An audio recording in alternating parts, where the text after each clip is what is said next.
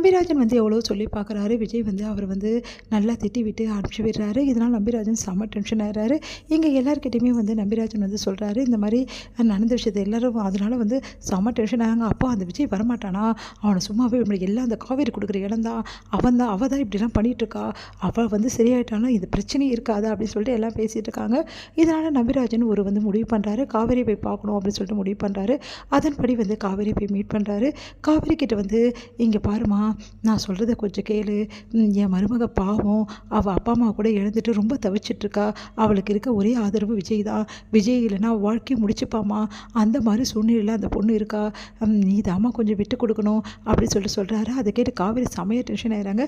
என்ன பேசுகிறீங்க, பெரிய மனுஷனா, லட்சணமாக பேசுங்க, என்ன வேணாலும் பேசுவீங்களா நீங்கள், யார்கிட்ட பேசிகிட்டு இருக்கீங்கன்னு தெரியுமா, எனக்கு தெரியுமா, நீயும் என் வீட்டு பொண்ணுமா தாம்மா அப்படின்றாங்க. உங்கள் வீட்டு பொண்ணுன்னு சொல்கிறீங்கல்ல, அப்போ ஒரு பொண்ணோட வாழ்க்கை அழிச்சிட்டு இன்னொரு பொண்ணுக்கு தருவீங்களா அப்படின்றாங்க. அதை கேட்டு அதிர்ச்சி அடைகிறாரு.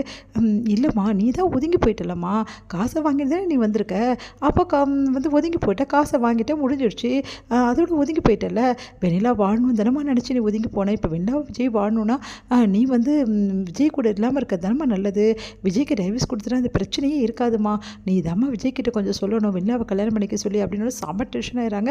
நீங்கள் என்ன பேசுகிறீங்க, தெரிஞ்சு தான் பேசுகிறீங்களா, இப்படி பேசுறதுக்கு என்கிட்ட உங்களுக்கு வெக்கமாக கிடையாது, உங்களுக்கு வயசுக்கு மரியாதை கொடுத்து பேசினா நீங்கள் என்ன வேணாலும் பேசுவீங்களா, இங்கே பாருமா, நீ பண்ணுறது கொஞ்சம் கூட சரியில்லை, எங்கள் வீட்டு பொண்ணை கல்யாணம் பண்ணிக்க மாட்டேன் விஜய் சொல்கிறதுக்கு காரணமே நீயே தான் இருப்ப போட்டிருக்கே, நீ தான் தூண்டி விட போட்டிருக்க, ஆமாங்க எனக்கு வேறு வேலை வீட்டு இல்லை தூண்டி விடுறதுக்கு, இங்கே பாருங்கள் என் நிலைமை தெரியாமல் இவர் வேறு பேசிகிட்டு இருக்காரு அப்படின்னு டென்ஷன் ஆகிறாங்க.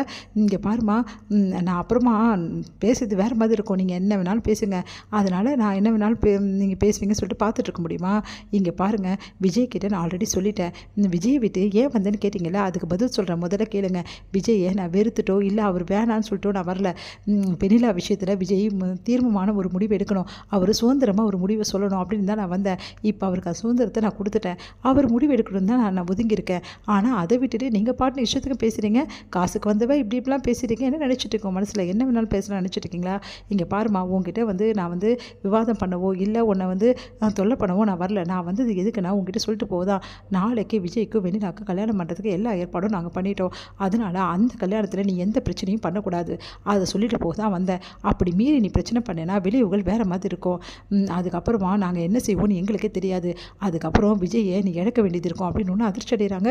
இவர் என்னென்னமோ சொல்லிட்டு போகிறாரு அப்படின்னு சொல்லிட்டு, நீங்கள் என்ன சொல்கிறீங்க எனக்கு புரியல, ஆமாம்மா நாங்கள் உண்மையை தான் சொல்கிறோம், ஒரு வேளை விஜய் வெண்ணிலாவோட கல்யாணம் நடக்கலைன்னா எங்களுக்கு இழப்பு கிடையாது, விஜய்க்கு தான் இழப்பு, விஜய் இதுக்கப்புறம் இங்கே இருக்கவே முடியாது அப்படின்னு அதிர்ச்சி, நீங்கள் என்ன சொல்கிறீங்க எனக்கு புரியல அப்படின்னு விஜய் ஜெயிலில் தான் இருக்க வேண்டியது இருக்கும், அதுக்கு ஏற்பாடு எல்லாமே நாங்கள் பண்ணிட்டோம் அப்படின்னு பயங்கரமாக அதிர்ச்சி அடைகிறாங்க. நீங்கள் என்ன சொல்கிறீங்க, நீங்கள் சொல்கிறது எனக்கு புரியல, தாம்மா நான் சொல்ல முடியும், விஜய் ஜெயிலுக்கு போவதும் உன் கையில் தான் இருக்குது, நீ பிரச்சனை பண்ணால் கண்டிப்பாக விஜய் மனசு மாறிடுவார், கண்டிப்பாக விஜய் வெள்ளா கழுத்தை தாலி கட்ட மாட்டார், நீ ஒதுங்கினீன்னா வெள்ளா கழுத்தில் விஜய் கண்டிப்பாக தாலி கட்டுவார், அதனால் வெள்ளாவும் விஜயும் சந்தோஷமாக இருப்பாங்க, நீ ஒதுங்கினதாகவே இருக்கட்டுமேம்மா அப்படின்றாரு. அதை கேட்டு நீங்கள் பாருங்கள், நீங்கள் என்ன மிரட்டினாலும் சரி அதுக்கு நான் பண்ணிய தயாராக இல்லை, இங்கே பாருங்கள், நான் விஜய்கிட்ட சுதந்திரமாக முடிவெடுக்க சொல்லி விட்டுட்டேன், அதே மாதிரி வெண்ணிலாவை அவர் கல்யாணம் பண்ணிக்கிட்டாலும் நான் அதை பற்றி எதுவுமே கண்டுக்க மாட்டேன், ஏன்னா விஜய் சுதந்திரமாக எந்த முடிவு எடுத்தாலும் எனக்கு சந்தோஷம் தான், அவர் வெண்ணிலா கல்யாணம் பண்ணினா பண்ணிக்கிட்டோம், பண்ணலன்னா பண்ணாமல் இருக்கட்டும், ஆனால் என்னை பொறுத்த வரைக்கும் அவர் சுதந்திரமாக முடிவு எடுக்கணும், அவ்வளோதாங்க அப்படின்னு சொல்கிறாங்க. சரிம்மா, ஒரு வேளை வெண்ணிலாவை கல்யாணம் பண்ணிங்கன்னா விஜய் உனக்கு பிரச்சனை கிடையாதுல்ல, அவர் விரும்பி கல்யாணம் பண்ணிங்கன்னா எனக்கு எந்த பிரச்சனையும் இல்லை, ஆனால் நீங்கள் கட்டாயப்படுத்தி கல்யாணம் பண்ணால் சும்மா இருக்க மாட்டேன் அப்படின்றாங்க அதிர்ஷ்டர்.